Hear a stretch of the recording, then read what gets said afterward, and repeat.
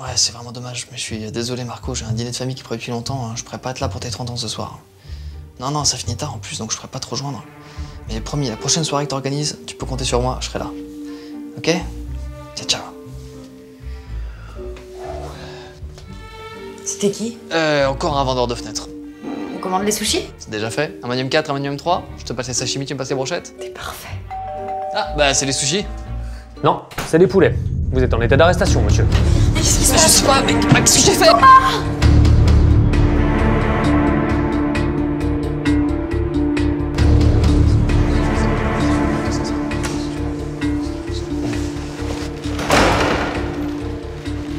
Asseyez-vous. Bien. Nous allons pouvoir commencer.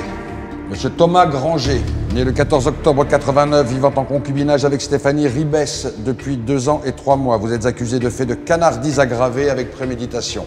Le tribunal des canards a été saisi par l'avocat de la partie civile composée de quelques de vos proches et mené par votre meilleur ami Marc Bossy, ici présent. Maître, nous vous écoutons. Monsieur le juge, l'amour est la seule fin en soi. Toutes les actions que nous accomplissons dans notre quotidien sont entreprises dans un unique but, celui d'être aimé, n'est-ce pas? Mais lorsqu'on en vient à bafouer les valeurs sacrées de l'amitié, lorsqu'on en vient à bafouer parfois sa propre dignité, ce n'est plus d'amour dont on parle. Lorsqu'on en vient à prétexter un dîner important de famille pour rater les 30 ans de son meilleur ami, dans l'unique but de regarder The Voice avec sa copine en se goinfrant de sushi comme un malpropre, alors non, ce n'est plus d'amour dont on parle, monsieur le juge. On parle de canardise. C'est faux, je suis pas un canard! Monsieur le juge, mon client, monsieur Granger, a toujours été un ami fidèle. Et oui, il est amoureux. Est-ce un crime de vouloir passer du temps avec la femme qu'on aime? Est-ce un crime de ne pas vouloir l'abandonner un samedi soir? Qui, dans cette salle, n'a jamais voulu remplacer le houblon de la bière par le saumon des sushis? Qui, dans cette salle, n'a jamais voulu remplacer la fureur d'une soirée par la douceur du foyer? Alors oui, mon client a été absent le soir des 30 ans de son meilleur ami, mais je tiens à rappeler qu'il a été présent à tous les autres. Ce seul faux pas, fait-il de lui un canard? Je ne crois pas. Son seul faux pas, vous dites. Monsieur le juge, pourrais-je appeler mon premier témoin à la barre, Stéphanie Ribes, sa compagne? Faites, maître. Mademoiselle Ribes, on va revenir un petit peu sur les 3 derniers mois. Que faisiez-vous le dimanche 17 septembre au soir exactement? Je crois que j'avais un dîner. Avec Avec des copines. Et vous vous rappelez de ce que vous avez mangé exactement? Une belle côte de bœuf. Une belle côte de bœuf. J'ai ici un certificat attestant que mademoiselle Ribes s'est fait opérer des dents de sagesse le jour même. Délicat pour déguster une belle côte de bœuf, n'est-ce pas? Ok, j'étais avec Thomas cette nuit-là et on regardait une rediffusion d'un gars et une fille. Objection, votre honneur. Quel est le mal à passer un dimanche soir avec sa copine? Retenu, reformulé, maître. Effectivement, il n'y a pas de mal. Sauf quand il s'agit d'un soir de PSGOM et que l'accusé s'était fait offrir des places pour le Parc des Princes. Enfoiré! Je les ai payés une blinde, ces places! Sa compagne Stéphanie venait de se faire arracher les dents de sagesse. Il me semble normal qu'il ait décidé de passer la soirée à ses côtés. Argument recevable. Très bien, mettons ça sur le compte des dents de sagesse. Monsieur le juge, pourrais-je appeler maintenant à la barre Docteur Brochard, experte en abus de canardise, s'il vous plaît? Faites, maître.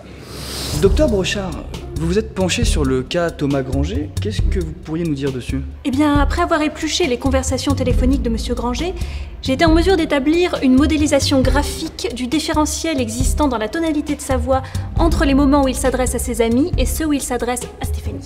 C'est-à-dire? Écoutez ça. Allô? Ouais, ma poule. Mais non, on se retrouve au foot. On va les défoncer, ces blaireaux.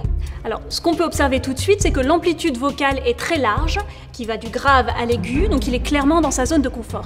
Maintenant, écoutez ça. Là, il discute avec Stéphanie. Allô? Ouais, mon cœur. Oui, t'inquiète, j'ai tout acheté. Des carottes, une aubergine, des courgettes, c'est bon. Oui, et tampax vert aussi, t'inquiète. Ouais, tout à l'heure, je t'aime. Bisous. Outre la niaiserie de la situation et des propos que vous venez d'entendre, je trouve ici intéressant de noter que la variation de la voix, ici, est beaucoup plus restreinte.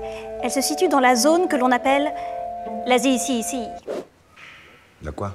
La zone de canardise critique. Pouvez-vous m'indiquer quel est le pourcentage d'hommes dont le timbre de la voix change entre une conversation amicale et une conversation amoureuse? Parfaitement, cela se situe autour de 97%. Peut-on dire que tous ces hommes sont des canards? Non, on ne peut pas Merci. dire... Je n'ai plus de questions, monsieur le juge. Monsieur Iraninde, Iranan, c'est bien vous qui avez vendu une boîte de tampons verts à Monsieur Granger l'autre soir. Oui, 4 boîtes ultra absorbants. Lui avez-vous vendu autre chose? Ils ont parlé ça là. Monsieur Granger? Oui, il vend des roses tous les jours. Des roses? Oui. Très bien. Pourriez-vous m'en dire un petit peu plus? Tous les soirs, lui venait après travail acheter roses pour son madame. Moi, vendais 3 fois plus cher. Mais lui achetait quand même. Ici, pas tribunal canard. Ici, tribunal pigeon. Je vais faire bouffer moi cette putain de rose. Calmez-vous, c'est bientôt. Monsieur Granger, qu'est-ce que vous faites le samedi matin lorsque votre compagne Stéphanie va à ses cours de pilates? Soit je vais à la boxe, soit je vais faire des paniers dans le terrain de basket d'à côté. De la boxe? Du streetball? Vous êtes un vrai dur, vous, non? Oui, on peut dire ça, oui. Monsieur le juge, est-ce que je pourrais utiliser la preuve numéro 243, s'il vous plaît? Faites, maître. Thomas, je vais vous diffuser des extraits de vidéosurveillance des cours de pilates de Stéphanie. J'ai une seule question à vous poser, elle est très simple. Ne serait-ce pas vous, à ses côtés, là?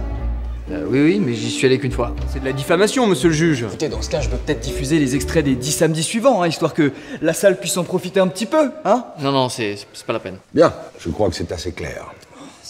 Vous voyez cette lunette de WC? Il s'agit de celle de Thomas et Stéphanie. Eh bien, normalement, lorsqu'on la passe à la lumière ultraviolette, on devrait observer des traces d'urine. Or, bizarrement, il n'y en a aucune. Continuez. Eh bien, selon plusieurs études récentes, il a été scientifiquement prouvé qu'il est impossible pour un individu du sexe masculin de laisser moins de 0,05 ml d'urine sur la cuvette.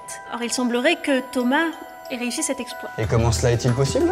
Eh bien, il n'existe à vrai dire qu'une seule technique suffisamment fiable, qui consiste à faire pipi assis. Du grand canard, messieurs, dames.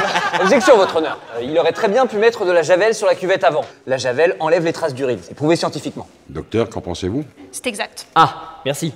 Mais je pense que le fait de nettoyer la cuvette à la javel dans le seul but de ne pas se faire griller par sa copine ferait de Monsieur Granger le plus grand canard de tous les temps.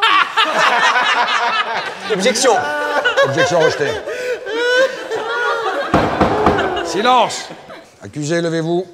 Après une réflexion, ma foi, simple et rapide, à la question « Thomas Granger est-il un canard ?», il a été répondu « Oui ». En conséquence, la Cour vous condamne à 1 an ferme de réunion aux Canards Anonymes, ainsi qu'à l'obligation d'assister à tous les matchs du PSG cette saison à domicile. Vous êtes également condamné à 3 ans sans sushi, avec sursis, et être frappé d'interdiction de regarder The Voice et toute émission présentée par Karine Le Marchand. Mais c'est n'importe quoi! Ouais, je suis un canard, et je suis fier de l'être. J'aime ma copine, j'aime passer du temps avec elle. Et puis vous savez quoi? Ouais, je pisse assis, ouais. Et même à chaque fois, je mets de la javel sur la cuvette pour être sûr que ce soit toujours propre. Alors je m'en fous, retirez-moi toutes les émissions de télé que vous voulez. Vous pourrez jamais me retirer de lire Closer avec elle.